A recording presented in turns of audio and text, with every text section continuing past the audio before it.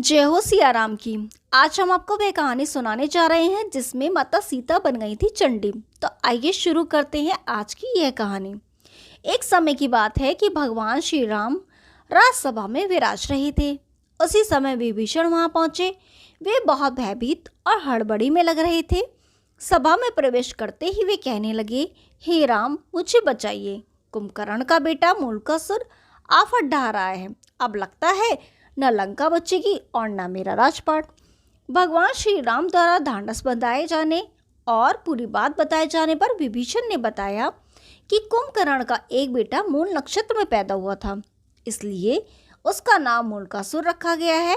इसे अशुभ जानकर कुंभकर्ण ने जंगल में फेंकवा दिया था। जंगल में मधुमक्खियों ने मूलकासुर को पाल लिया। मूलकासुर बड़ा हुआ तो उसने कठोर तपस्या करके ब्रह्मा जी को पसंद कर लिया। अब उनके दिए वर और बल के घमंड में भयानक उत्पात मचा रखा है। जब जंगल में उसे पता चला कि आपने उसके खानदान का सफाया कर लंका जीत ली और राजपाट मुझे सौंप दिया है, वह तब से भन्नाया हुआ है। भगवान, आपने जिस दिन मुझे राजपाट सौंपा उसके कुछ दिन बाद ही वह पाताल वासियों के साथ लंका पहुंचकर मुझ पर धावा बोल दिया। मैंने 6 महीने तक मुकाबला किया, पर ब्रह्मा जी के वरदान से उसे इतना ताकतवर बना दिया है कि मुझे भागना पड़ा। अपने बेटे, मंत्रियों तथा स्त्री के साथ किसी प्रकार सुरंग के जरिए भागकर यहाँ पहुँचा हूँ। उसने कहा कि पहले धोखेबाज भेदिया विभीषण को मारूंगा, फिर पिता की हत्या करने वाले राम को भी मार डालूंगा। वह आपके पास भी आता ही होगा। समय कम है, लंका और अयोध्या दोनों खतरों में है। जो उचित समझते हो तुरंत कीजिए। भक्त की पुकार सुन श्री राम जी हनुमान तथा लक्ष्मण सहित सेना को तैयार कर पुष्पक विमान पर झट चढ़ लंका की ओर चल पड़े। मूलकासुर को श्री रामचंद्र जी के आने की बात मालूम हुई। वह भी सेना लेकर लड़ने के लिए लंका के बाहर आ डटा। भयानक युद्ध छिड़ गया और 7 दिनों तक घोर युद्ध होता रहा। मूलकासुर भगवान श्री राम की सेना पर अकेले ही भारी पड़ रहा था। अयोध्या से सुमंत्र आदि सभी मंत्री भी आ पहुंचे। सब कुछ होते हुए भी पर युद्ध का नतीजा उनके पक्ष में जाता नहीं दिख रहा था। अतः भगवान चिंता में थे। विभीषण ने बताया कि रोजाना मूलकासुर तंत्र साधना करके गुप्त गुफा में जाता है। उसी समय ब्रह्मा जी वहां आए और भगवान से कहने लगी, रघुनंदन, इसे तो मैंने स्त्री के हाथों मरने का वरदान दिया है, आपका प्रयास बेकार ही जाएगा। श्री राम, इससे संबंधित एक बात और है, उसे भी जान लेना फायदेमंद हो सकता है। जब इसके भाई बंधु लंका युद्ध में मारे जा चुके तो एक दिन इसने मुनियों के बीच दुखी होकर कहा, चंडी सीता के कारण मेरा समूचा कुल नष्ट हो गया। इस पर एक मुनि ने नाराज होकर उसे श्राप दे दिया, दुष्ट, तूने जिसे चंडी कहा है वही सीता तेरी जान लेगी।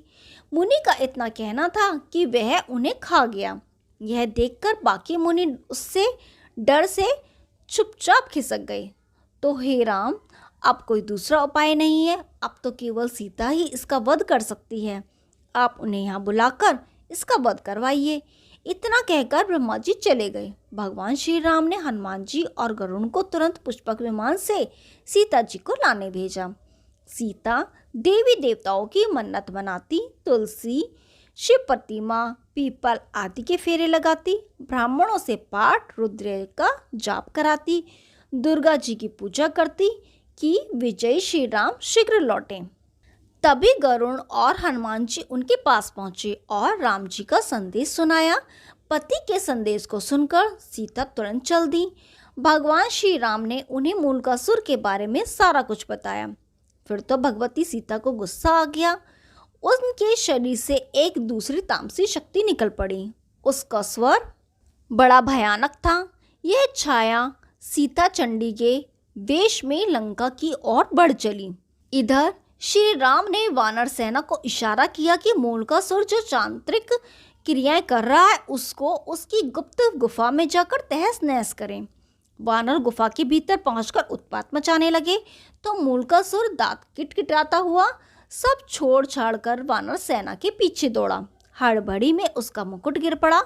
फिर भी भागता हुआ वह युद्ध के मैदान में आ गया।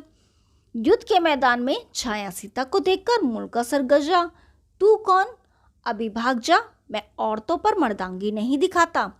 छाया सीता ने भी भीषण आवाज करते हुए कहा, मैं तुम्हारी मौत चंडी हूँ। तूने मेरा पक्ष लेने वाले मुनियों और ब्राह्मणों को खा डाला था, अब मैं तुम्हें मारकर उसका बदला चुकाऊंगी। इतना कहकर छाया सीता ने मूलकासुर पर 5 बाण चलाए। मूलकासुर ने भी जवाब में बाण चलाए। कुछ देर तक घोर युद्ध हुआ, पर अंत में चंडिकास्त्र चलाकर छाया सीता ने मूलकासुर का सिर उड़ा दिया।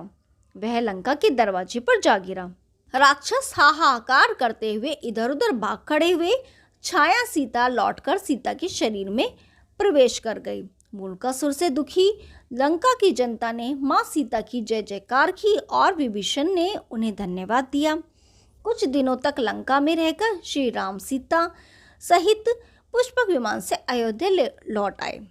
जय सिया राम। यदि आपको ये कहानी पसंद आई तो वीडियो को लाइक कीजिए, शेयर कीजिए और चैनल को सब्सक्राइब कीजिए। हम आपके लिए ऐसी रोचक पुरानी कथाएं लाते रहेंगे। तब तक के लिए नमस्कार।